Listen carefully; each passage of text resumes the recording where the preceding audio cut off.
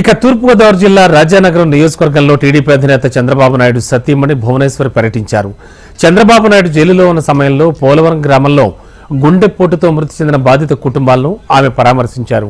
మధురపూడి ఎయిర్పోర్టులో Anaparthi TDP ticket పంచాయతీపై భువనేశ్వరికి టీడీపీ శ్రేణులు వివరించారు. అనపర్తి టికెట్ పంచాయతీపై చంద్రబాబు దృష్టికి తీసుకెళ్లి పునరాలోచన చేయమని చెబుతానని, ఎవరూ అధైర్యపడొద్దని టీడీపీ శ్రేణులకు నారా భువనేశ్వరి ధైర్యం చెప్పారు.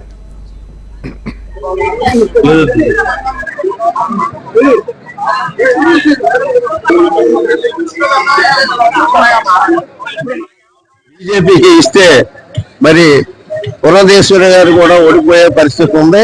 దయచేసి ఇప్పటికే 2 నియోజకవర్గాల్లో పార్లమెంట్ లో మరి ఇవ్వటం జరిగింది కాబట్టి ఈ ఎటువంటి పరిస్థితుల్లో కూడా ఇవ్వకూడదు.